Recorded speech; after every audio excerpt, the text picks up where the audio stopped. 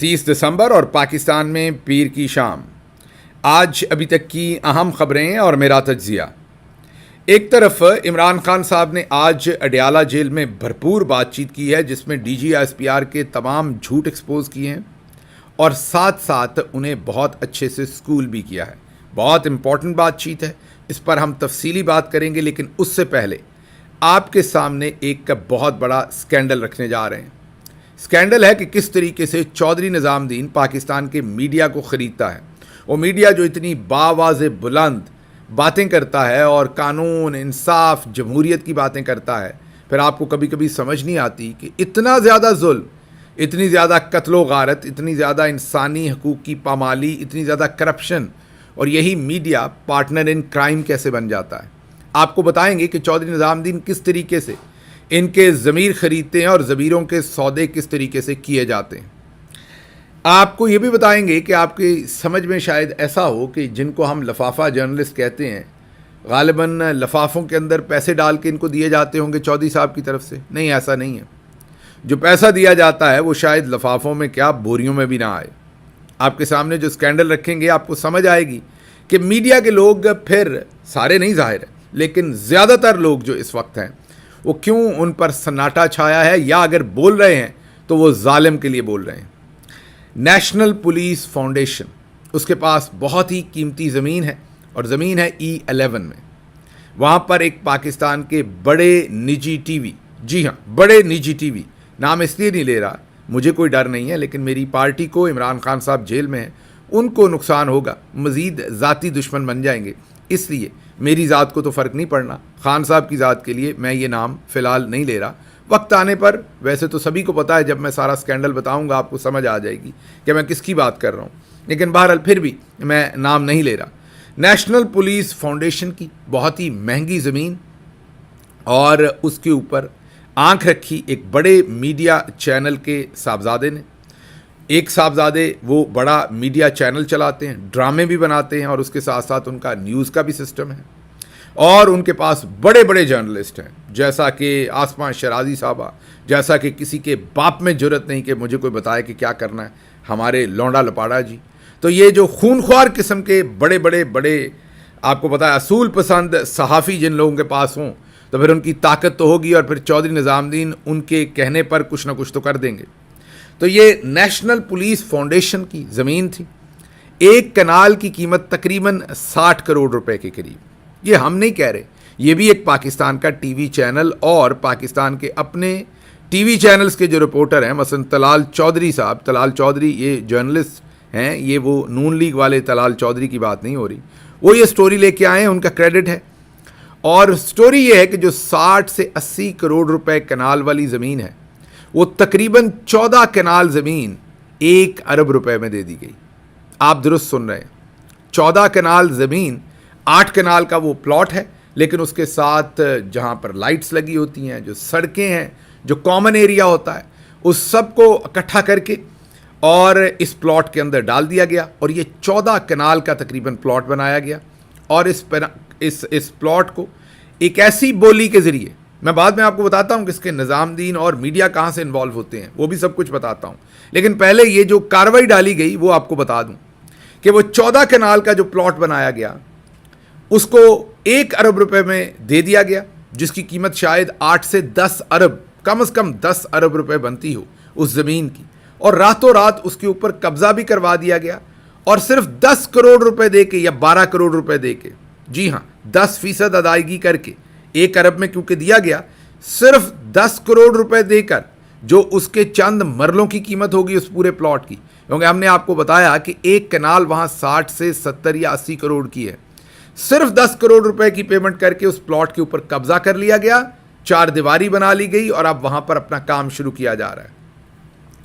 یہ ایک نجی ٹی وی چینل ہے جن کے ایک صاحبزادے, جن کا نام, جو اس کے ذرائع کہہ رہے ہیں, ٹیلی ویژن جو رپورٹ کر رہا ہے کہ اس کے بیک اینڈ پہ وہ ہیں, ان کا نام ہے شنید قریشی.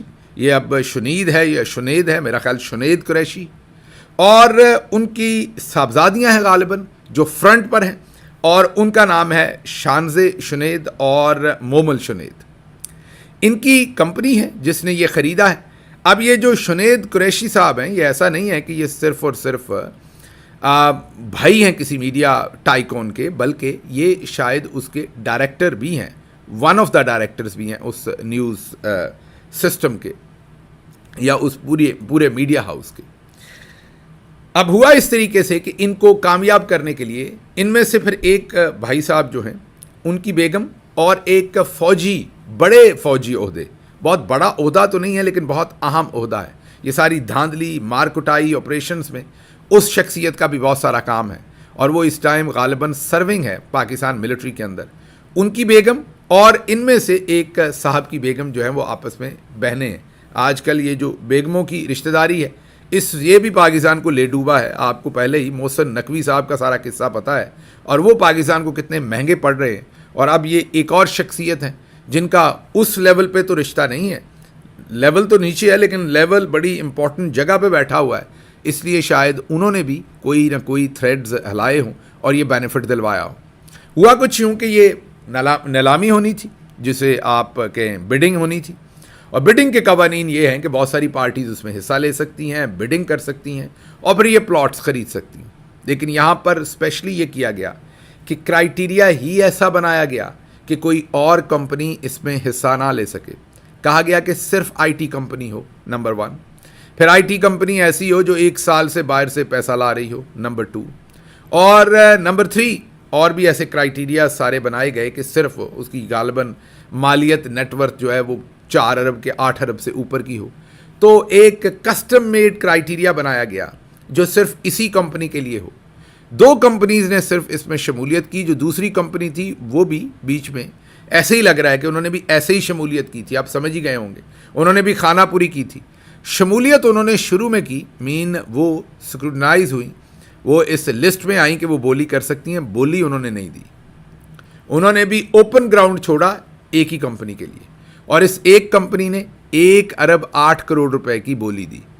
جو سٹارٹنگ پرائز تھی وہ 1 ارب 2 کروڑ روپے رکھی گئی تھی، جان بوجھ کے اس کے قریب ایک پرائز دی گئی، اور اس کو جب کھولا گیا اور ایک ہی کمپنی تھی تو اس کو پھر ایوارڈ کرنے کی کوشش کی گئی۔ جو نیشنل پولیس فاؤنڈیشن کا بورڈ تھا، اس میں جو کے پی سے ممبر تھے، سابق آئی جی اور دوسرے لوگ تھے، انہوں نے شدید اعتراض اٹھایا اور کہا کہ یہ جو طریقہ اپنایا ہے، آئی ٹی کمپنی ہوگی، 1 سال کم از کم زر مبادلہ آتا ہو، اتنی اس کی نیٹ ورتھ ہو، یہ سب کرائیٹیریا تو اسی ایک کمپنی کے لیے لگ رہا ہے کہ یہ پلاٹ اسی کو دینے کی کوشش ہے، اور جب اس پلاٹ کی قیمت تقریباً 8 سے 10 ارب ہے تو یہ 1 ارب میں کیسے دیا جا سکتا ہے؟ بہرحال جب پیچھے چودھری نظام الدین ہوں اور پورے کا پورا سسٹم ہو تو کیسے روکا جا سکتا؟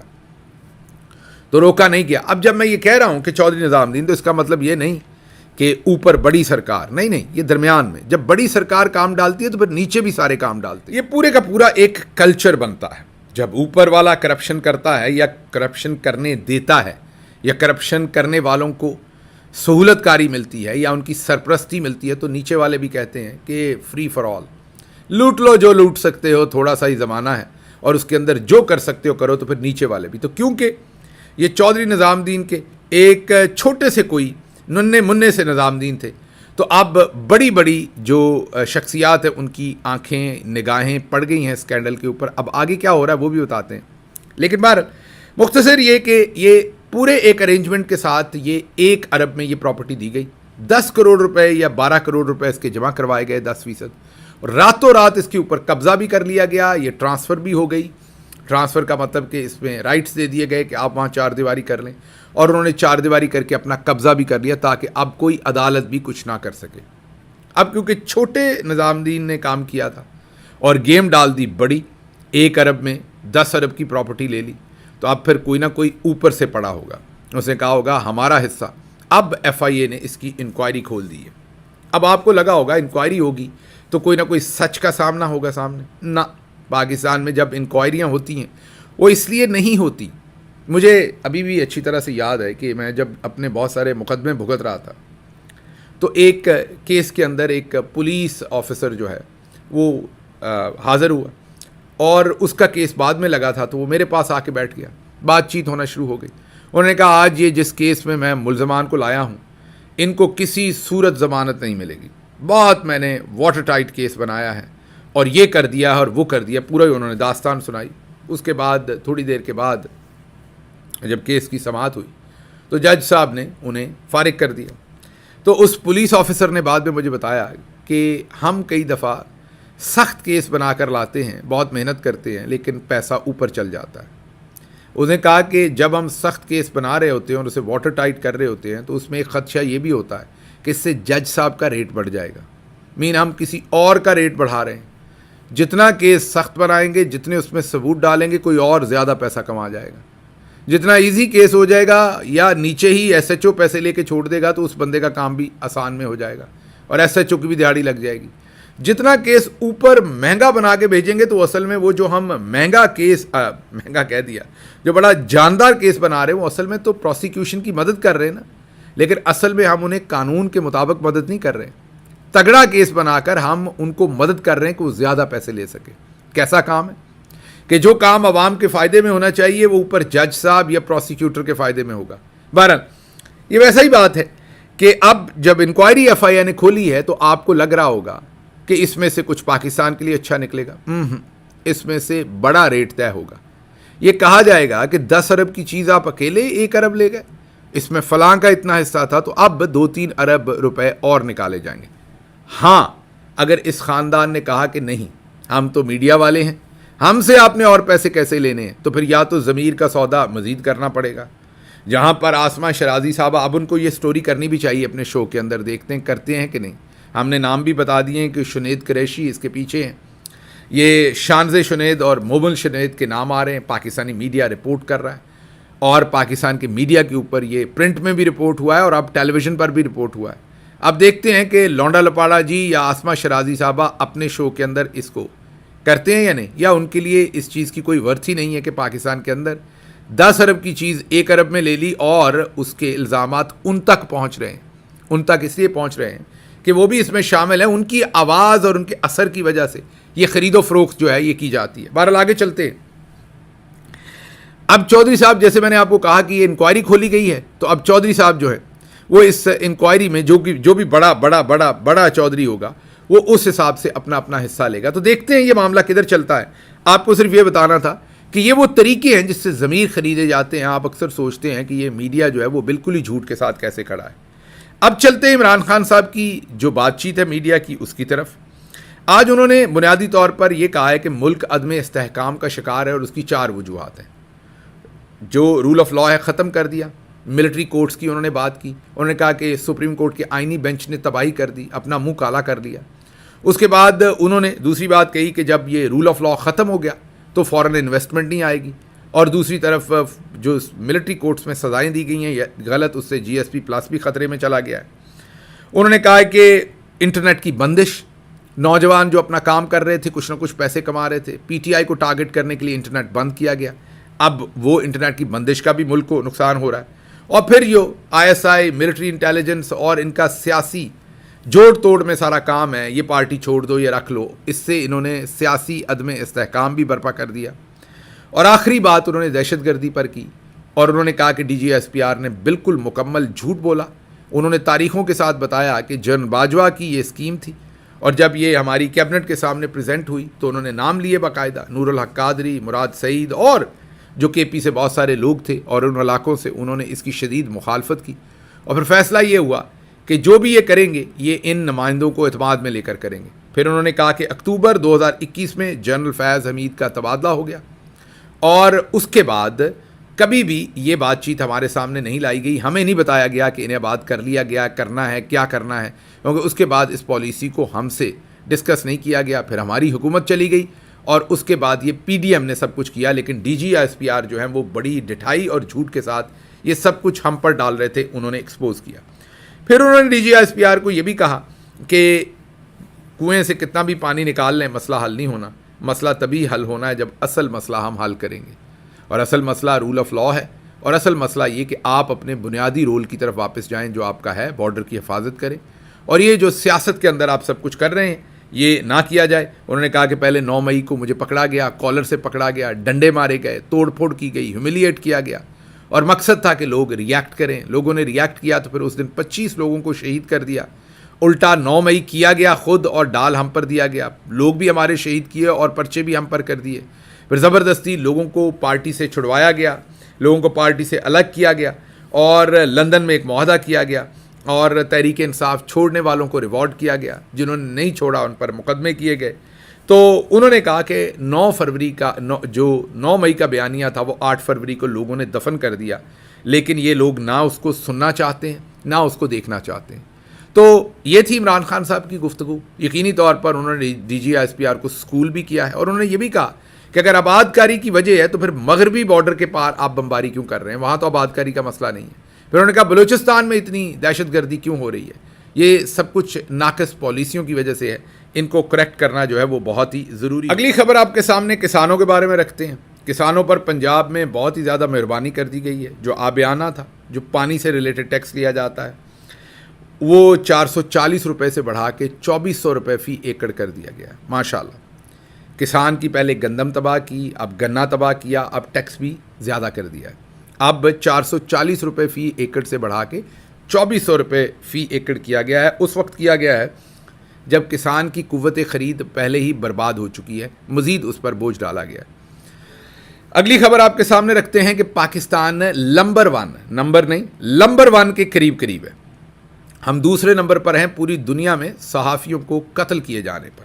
درست سن رہے ہیں آپ, ہم پہلے نمبر کی طرف گامزن ہیں بلکہ لمبر کی طرف. ہمیں اکثر بتایا جاتا تھا کہ ہم نمبر 1 ہیں تو بہت جلدی ہم نمبر 1 ہونے والے ہیں. غزہ میں سب سے زیادہ صحافیوں کو قتل کیا گیا ہے اور آپ سوچ ہی سکتے ہیں وہاں پر کیا ہو رہا ہے اور کس طرح کے حالات ہیں. غزہ کے بعد پوری دنیا میں یہ پاکستان ہے جہاں پر سب سے زیادہ صحافیوں کو قتل کیا گیا ہے. تو نمبر 1 کی طرف ہماری جو ہے وہ کاوش جو ہے وہ جاری ہے. لیکن نمبر 1 کے لیے جو ہماری جستجو ہے وہ کسی ایک ملک کے خلاف نہیں ہے. کئی جگہوں پر ہم برسر پیکار ہیں. کل پرسوں بھی آپ کو بتایا تھا کہ دنیا میں جو خطرناک ترین یا سیکیورٹی کے بدترین حالات ہیں, وہ جو دنیا کے 142 ملک ہیں, وہاں بھی ہم نیچے سے نمبر 1 بننے کی کوشش کر رہے ہیں. ہمارے سامنے 2 ملک ہیں, وہاں پر ہم تیسرے نمبر پر ہیں. لیکن ایک اور جگہ ہے جہاں پر ہم دوسرے نمبر پہ پہنچ گئے کیونکہ ہم نمبر 1 کی طرف جا رہے ہیں, اور وہ ہے انٹرنیٹ کی بندش. میانمار, برما, جس کو میانمار کو پہلے برما کہتے تھے, برما جو ہے وہ وہاں پر انٹرنیٹ, میانمار کے اندر انٹرنیٹ بندش میں وہ پہلے نمبر پر ہے دنیا میں, نمبر پر. ہم دوسرے نمبر پر ہیں لیکن ہم نمبر 1 بننے کی بھرپور کوشش کر رہے ہیں, اور جو ہم کرتوتیں کر رہے ہیں یقیناً جلد ہی ہم نمبر 1 اس میں بھی بن جائیں گے. تو اب آپ دیکھ ہی سکتے ہیں کہ ایک طرف ہمارا مقابلہ غزہ سے ہے, پھر میانمار سے ہے, پھر اور کچھ ملک ہیں. تو بہت جلد آپ یہ دیکھیں گے کہ ہم الٹی سائڈ سے نمبر 1 ہوں گے, پٹھی سائڈ سے جسے کہتے ہیں. ہم کسی اور سائڈ سے تو نمبر 1 نہیں ہو سکے, لیکن ہم الٹی سائڈ سے نمبر 1 جو ہے وہ ضرور ہوں گے. صبح کے ویلاگ میں ہم آپ کے سامنے ایک سکینڈل رکھیں گے جو جاتی عمرہ کے اندر ہوا ہے, کل ہوا ہے. اس سکینڈل کے بارے میں بات چیت کریں گے. ٹرمپ تک پہنچنے کی یہ کوششیں ہیں اور آپ کو بتائیں گے کہ وہاں پر سب کچھ کیا ہوا ہے.